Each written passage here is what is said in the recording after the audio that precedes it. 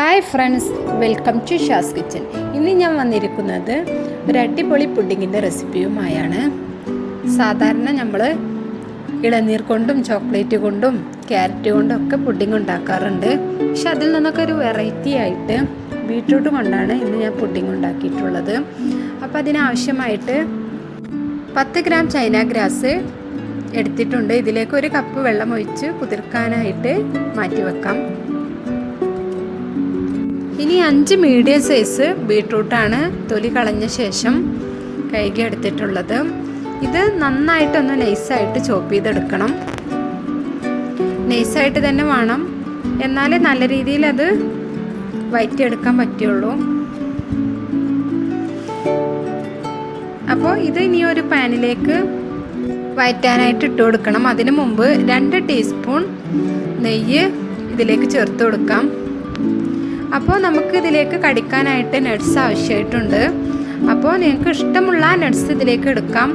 Cashew nuts, ബദാം, പിസ്ത എല്ലാം എടുക്കാം.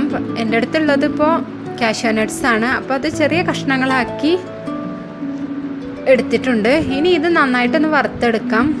ഇത് ഓപ്ഷണലാണ്, വേണമെങ്കിൽ വറുത്തെടുത്താൽ മതി. വറുത്താൽ ഒന്നുകൂടി ടേസ്റ്റ് കൂടും, അത്രയേ ഉള്ളൂ.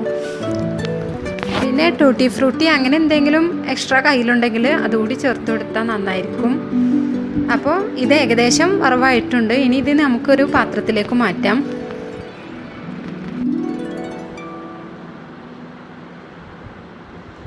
ഇനി ഇതിലേക്ക് ചോപ്പ് ചെയ്ത് വെച്ച ബീട്രൂട്ട് ചേർത്ത് കൊടുക്കാം. ഇത് നന്നായിട്ട് തന്നെ ഒന്ന് വഴറ്റിയെടുക്കേണ്ടതുണ്ട്.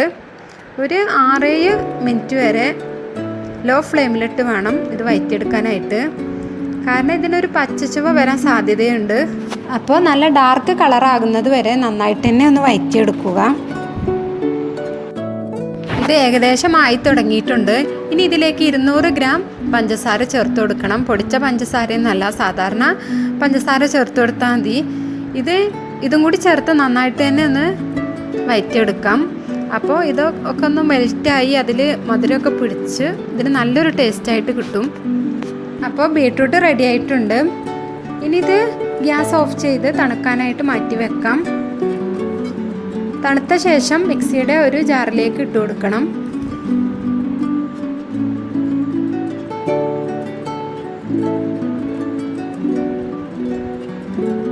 എല്ലാം കൂടി ഇട്ട് കൊടുത്ത ശേഷം ആ പാനിൽ കുറച്ച് വെള്ളം ചുവറ്റിയെടുത്തതാണിത്.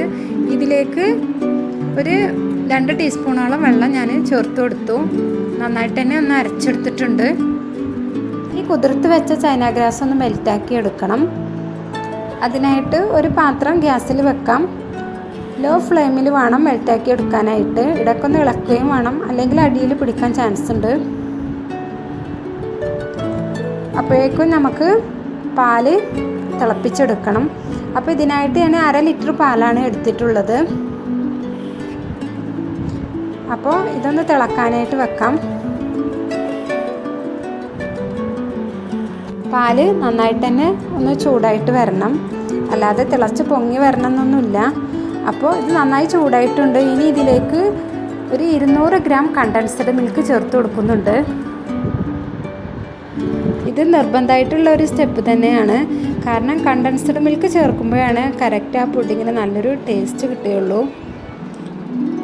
അപ്പോൾ ഇനി ഇതിലേക്ക് അരച്ചു വെച്ച ബീട്രൂട്ട് ചേർത്ത് കൊടുക്കാം.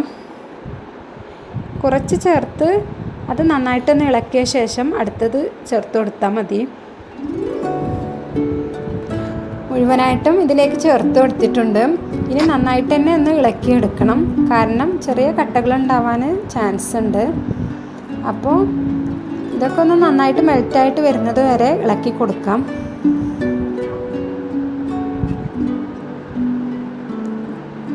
അപ്പോൾ ഇത് റെഡി ആയിട്ടുണ്ട്. ഇനി ഇതിലേക്ക് ചൈന ഗ്രാസ് ഒഴിച്ചു കൊടുക്കാം. അപ്പോൾ ചൈന ഗ്രാസ് ഇടയിൽ വെച്ച് നമ്മൾ ഗ്യാസ് ഓഫാക്കണ്ട, ലോ ഫ്ലെയിമിൽ അങ്ങനെ കിടന്നോട്ടെ. ലാസ്റ്റ് ഇതിലേക്ക് ഒഴിച്ചു കൊടുത്താൽ മതി, അല്ലെങ്കിൽ അത് ഓഫാക്കിയിട്ടാൽ പെട്ടെന്ന് സെറ്റായി പോവും. ഇതും കൂടി ചേർത്ത് നന്നായിട്ട് തന്നെ ഒന്ന് ഇളക്കിയെടുക്കാം. എന്നിട്ട് ഗ്യാസ് ഓഫ് ചെയ്ത് മാറ്റി വെക്കാം. ചെറുതായിട്ടൊന്ന് ചൂട് പോയതിന് ശേഷം ഇതുപോലൊരു പാത്രത്തിലേക്ക് ഒഴിച്ചു കൊടുക്കാം. അപ്പോൾ ഞാൻ കാഷ്യൂ നട്ട്സും പിന്നെ കുറച്ച് വഴറ്റിയ ബീട്രൂട്ടും എടുത്ത് വെച്ചിരുന്നു. അപ്പോൾ അതും കൂടി ഇതിലേക്ക് ഇട്ട് കൊടുത്തിട്ടുണ്ട്.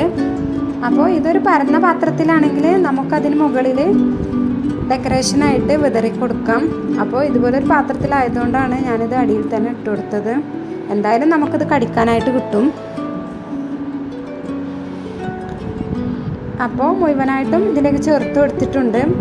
ഇനി ഇത് ഒന്നുകൂടി സെറ്റായതിന് ശേഷം ചൂടാറുമ്പോൾ ചെറുതായിട്ടൊന്ന് സെറ്റായിട്ട് വരും. എന്നിട്ട് ഫ്രിഡ്ജിലേക്ക് മാറ്റാം. ഈ വീഡിയോ ആദ്യമായിട്ട് കാണുന്നവരാണെങ്കിൽ സബ്സ്ക്രൈബ് ചെയ്യാൻ മറക്കരുത്. തൊട്ടടുത്തുള്ള ആ കുഞ്ഞു ബെല്ലൈക്കൺ കൂടി ഒന്ന് പ്രസ് ചെയ്താൽ ഞാൻ പുതിയ വീഡിയോ അപ്ലോഡ് ചെയ്യുമ്പോൾ നിങ്ങൾക്ക് നോട്ടിഫിക്കേഷൻ വരുന്നതായിരിക്കും. അപ്പോൾ ഈ വീഡിയോ ഇഷ്ടമായിട്ടുണ്ടെങ്കിൽ തീർച്ചയായും ലൈക്ക് ചെയ്യാനും കമൻറ്റ് അറിയിക്കാനും മറക്കരുത്. താങ്ക്